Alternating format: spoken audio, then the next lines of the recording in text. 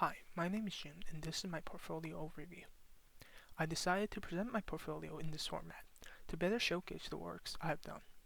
Today I will go over two games and a set of art pieces. I will be introducing the game as well as offering my goals and processes when making them. A gameplay video will also be shown on screen as well. For the art pieces, I will be talking about my thoughts as I made the pieces. So first, we have Slayers. Slayers is a text-based adventure game that expands beyond the choose-your-adventure games that is often made with Twine. The core gameplay of Slayers is a turn-based battle game, where players strategize to defeat enemies they encounter. This part of the game was extraordinarily difficult to implement as Twine is not built to make a complex battle system.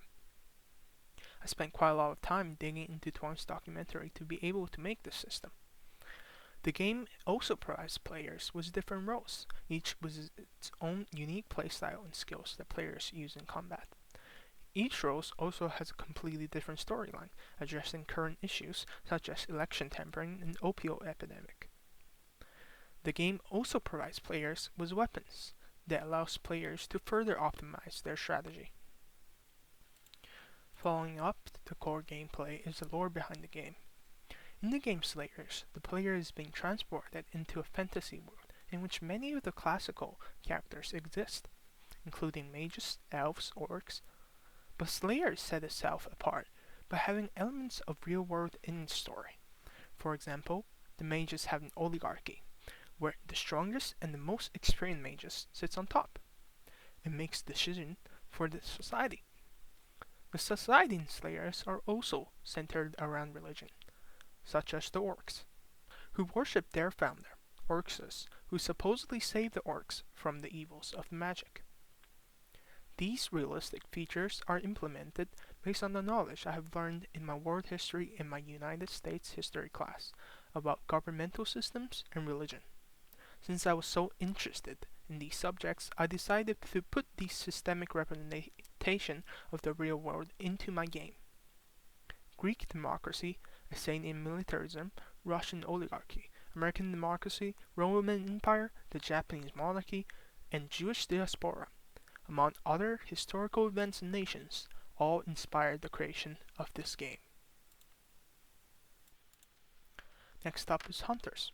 Hunters is a first-person shooter game made in Unity. The core gameplay is hunting down monsters in an organically crafted world.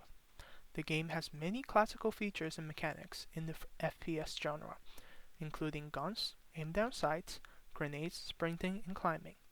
All of these features were coded from scratch after I watched hundreds of hours of educational videos on the operation of the Unity engine. I also experimented with different particle systems in the game, creating dust effects on enemies and muzzle flashes. The addition of sound effects added an extra layer of depth to the game. Hunters was designed to give players a realistic hunting experience. Fast-moving enemies and quick time to kill for players were designed to make the player feel vulnerable. However, with mechanics such as double jump and the sprint, the player is also made to feel elusive.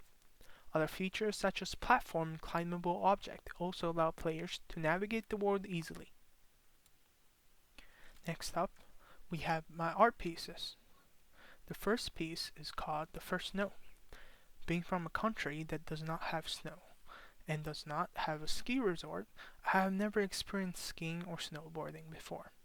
When I finally did after coming to the United States, I had a really fun time learning to snowboard. So I decided to record the first ski resort I have ever been to by capturing the beauty of nature at the resort. The second piece is called Greed. At first, it may just look like an observational drawing done randomly, but I have carefully placed the object to convey greed in this image. After my grandfather passed away from liver issues, I saw a lot about the history of alcoholism in our family, but also in Japanese society at large. Thus, I placed the whiskey bottle in the back to represent alcoholism. Besides the whiskey are two vases, going from small to large, to represent the addictiveness of alcohol and how people start from drinking a small amount to excessive drinking. Since alcohol capitalized on people's greed, I sought to include other objects that related to greed, including the poker and the coin to represent gambling, the fork and the knife to represent gluttony.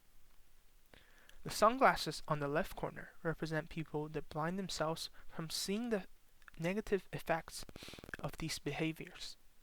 The camera is placed in the middle because cameras record history and allows people to see the truth.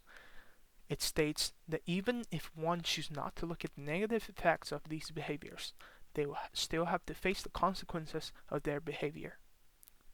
At last, the L in the back, staring at the audience, which in Chinese culture represent death, ties the image together, stating that this behavior of greed will lead to death. The third piece is called self-discovery, represented by the sharp contrast of color down the middle. This piece represents the process of me trying to find myself in the world. The leaves represent my immersion in nature. The hard, mechanical marks represent the more stubborn and conserved side of myself. The color pencil and the paper cutout represent the part of myself that is more energetic and vibrant. Lastly, we have Yasso. Since this is an animation, I will talk after the animation is finished.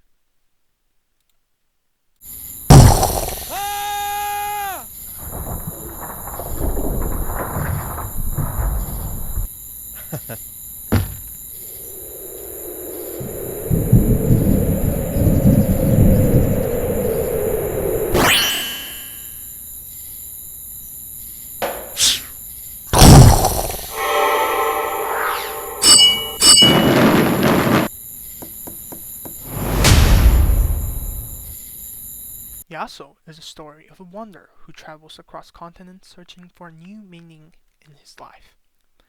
This animation tells the story of his duel with a mage who challenged him to combat. A number of choices including camera angles, frame rate, and movement were made to maintain the continuity and clarity of this animation. This has been my portfolio overview, and thank you for watching.